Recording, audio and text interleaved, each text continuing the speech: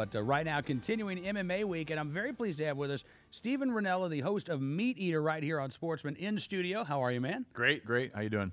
I'm good. It's good to see you again. We're going to be joined by Joe Rogan here in just a couple of minutes. And yeah, I feel like an imposter because I think that there's not many MMA guys that I would be able to beat up. I'm right there with you. So. I mean, Randy Couture was sitting right where you are on Monday, and I'm just thinking, like, please let's not do a demonstration. Please let's not do it. I have to stay seated right here so that Exactly. And it worked out well.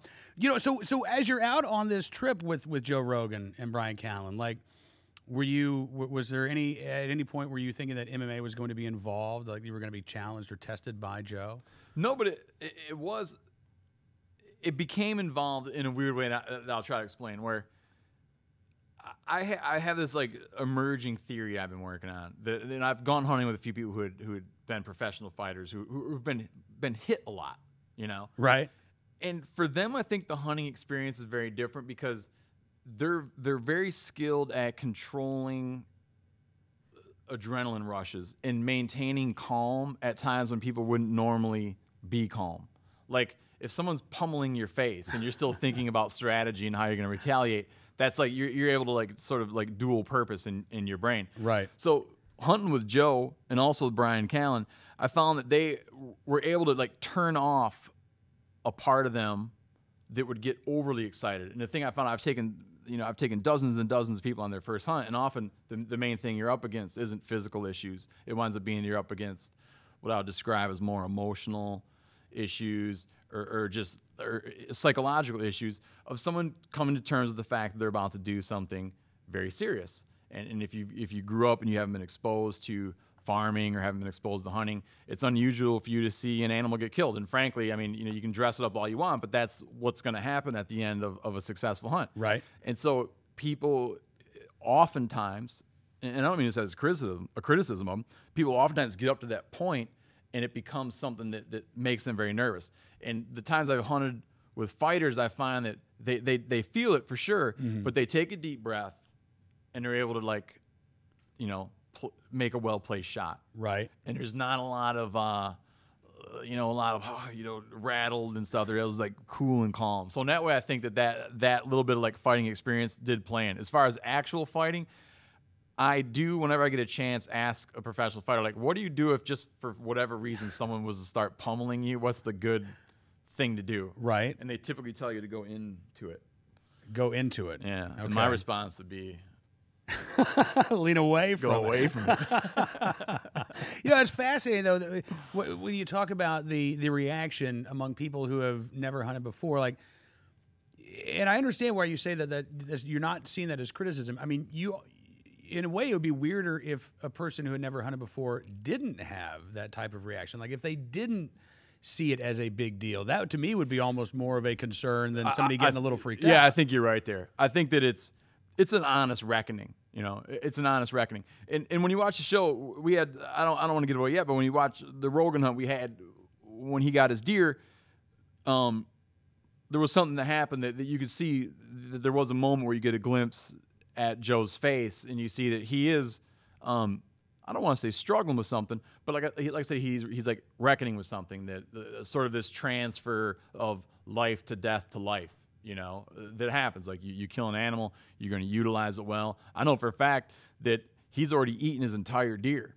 Like he was done with his entire deer within about a month, So I think that was going on in his mind. Like, I will eat this thing, but at the same time, I just killed it, and it's heavy stuff. I think if you were blasé about it, you're right. I think I'd be a little bit more surprised if someone was blasé about it, and I'd feel a little worried for him.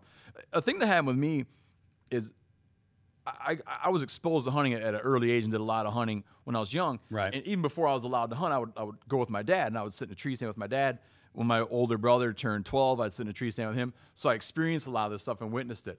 And so I never had that moment of being like shocked by the reality of hunting. Right. So it's interesting for me now to see it happen in other people's eyes, and it kind of like helps me capture something that I don't remember and never experienced. Stephen Rinella, the host of MeatEater, right here on Sportsman Channel, and joining us via the long line this afternoon, Mr. Joe Rogan. Joe, how are you, sir? Hey, what's happening, gentlemen? thank you so much for coming back on the program. We were just talking about your hunt here, and Stephen was telling us about you getting your deer for the first time. Could we possibly hear this from the Joe Rogan perspective? Sure. I mean, it was probably I'd been thinking about doing it for at least 10 years. 10 years? So, yeah. Well, I always been a meat eater, but I'd never killed it myself. I've gone fishing a bunch of times, but I've never done anything like hunting. So, being a fan of show, Wild was the first show that I watched, and going from being in a sort of a constant urban environment where I get my food from supermarkets and grocery stores and restaurants to actually shooting and eating an animal. It's pretty unusual, pretty spectacular. Yeah, and I was telling Cam that you've already eaten your whole deer, right? yeah. I have like sausage left. It's the best tasting meat I've ever had in my life. It's amazing how good it tastes. So yeah, man, it's loaded with. It's got a lot of. If you were going to look at the nutritional components on the back, you'd have to put like emotional value. 100%, man, 100% of the U.S. daily recommendations.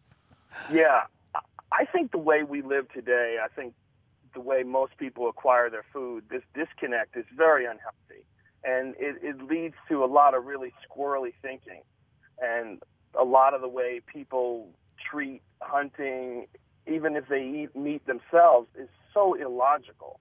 I think you're right, and I don't think it has to be a matter of look, I will only eat wild game, or I will never go to a Pizza Hut, but I do believe that you gain something by at least having some of your diet come from your hands. I mean, you helped either raise the food, you harvested the food, and to me, it particularly when it comes to the meat that we are putting on our plate. I think you're right, Joe. I think it's so easy to think, all right, well, the pork chop is just pork. It was never a hog. Yeah. It was never a pig. The venison is just venison. It was never a deer. And I think we lose something when we don't acknowledge that. Yeah, we lose a lot. We lose a lot of reality. Absolutely. Just the other night, I'm always pounding on this idea of venison diplomacy, And just the other night, I had a bunch of my wife's friends over for dinner and cooked up a variety of different wild game dishes and served them to people who have no idea about hunting. And absolutely, I mean, they wouldn't know, Hunter if he came up and shook their hand, but absolutely coming away from that, they had not just an improved perspective on kind of like what goes into food production, but just an improved perspective on an aspect of American culture that they had no familiarity with. It's just like that hunters and firearm owners are not just like animals, but it's just people living a respectable, conscientious lifestyle, And so in that way, like I think the wild game and hunting and wild game and stuff can also in that way act as that form of diplomacy or act as a bridge that can span across different aspects of American culture. I think that's a great way of putting it. I absolutely agree with that. Now, I'm curious, Joe, obviously with the MMA and hunting, people who don't understand or who don't watch MMA, they don't hunt, they don't really get hunting. Maybe they see this as, this is so brutal. Both of these things are so brutal and so violent, and this is not a part of a civilized society. How would you answer those critics? Well, there's a massive disconnect in this world with where we acquire our food, and there's a lot of people that think nothing of pulling up to a drive-thru and buying a cheeseburger, and they're not thinking at all about what had to be done to make that cheeseburger. They just know they give $5 to get a cheeseburger, and then they're on their way. I think that it's far more brutal when you look at factory farming and you look at what's required to feed a massive amount of people cheeseburgers. That's a lot cooler, a lot more disgusting and inhumane than hunting. Hunting, to me, is the most humane way to acquire food. I mean, there's a lot of people that like no one to eat meat, which is pretty ridiculous. But if you want people to eat meat, if you are pro, you literally should be pro-hunting. If you're against factory farming, you should be pro-hunting because it's the most natural way for an animal to live. They're literally living in the wild, doing what they have done for who knows how many eons, with all their generations after generations, and then, boom, a bullet ends. And that is the most humane way to acquire meat, period. I think people have a weird way of looking at MMA because they think that it's violence, but it's not violence. It's a violent sport. Violence is when someone does something to someone that doesn't want them to do it to them. With MMA, it's just an incredibly extreme contest. You train for it for months, you prepare yourself, you develop your skills, and then you test them in the most extreme competition available. It's not like you're going up to someone and just beating them up. And that's the disconnect, and it's a similar disconnect, the disconnect that people think of hunting being cruel, but they think nothing of buying a cheeseburger. Very interesting points. Talking with Joe Rogan and Steve Rinella. And let's talk a little about this hunt specifically. Where did you guys go? I wanted to go and take them to a place that would, one, be like a good physical experience in a backcountry environment. Okay. At the same time, I wanted to go somewhere where we were gonna see game, you know, and have like a fairly good chance of. I'm not saying that we'd have a fairly good chance of getting something. Mm-hmm. We'd have a fairly good chance of having some opportunities on game. And the place I selected was a long-time favorite location of mine, which is called the Missouri Breaks region. And it's north central Montana. And the Breaks take their name from the way that the Great Plains seem to like break and crumble away into the chasm of the Missouri River. So from looking from the river's perspective, like looking from the water level, you look up and you think you're in the mountains, but you're actually looking at the absence of material because it's just this deep gorge cut. And there's a lot of the soil there is a type of expandable clay that makes it very hard to get around. So there's a lot of challenges there. There are no flat surfaces. Everything is extreme up and down. And I just knew that we'd have a great time stomping around there. And there's a historical perspective, too, because that region figures very heavily into early Western exploration. Some of our great Western painters hung out there and did work there. You know, Lewis and Clark went through there. So I just thought it would be like a real immersive, complete package of a hunt. Like you can't get more of a hunting area than the Breaks in my mind, you know. Right. And so, Joe, did you have any expectations going in? Like, did you have any idea what this was going to be like, or did you just kind of left yourself open to the experience? Well, you know, I've been a big fan of Steve's two shows, both MeatEater and The Wild Within, which is where I found out about him. So I knew what kind of hunting he did. I knew his philosophy, and that's one of the reasons why I was so excited to go with him, because, he's a big believer in fair chase hunting, and he thinks you should have to work for it. And if I was going to go hunting, I wanted it to be that kind of experience, stalking an animal, not a high-fence operation where you're standing in front of a feeder with a rifle hidden in a blind, waiting for some unsuspecting animal to have breakfast and you blast them. Not that there's anything wrong with that. That's a way better way of acquiring meat than factory farming. But if we were going to hunt, I was excited to go this way, and it was rugged. I mean, it was 10 degrees outside. We're sleeping on frozen ground. It was wandering up and down these gigantic hills, which was surprisingly taxing on your body. Hey, I take it. I got to interrupt. I take offense at the word wandering. That was precision. That was precision walking. Precision walking.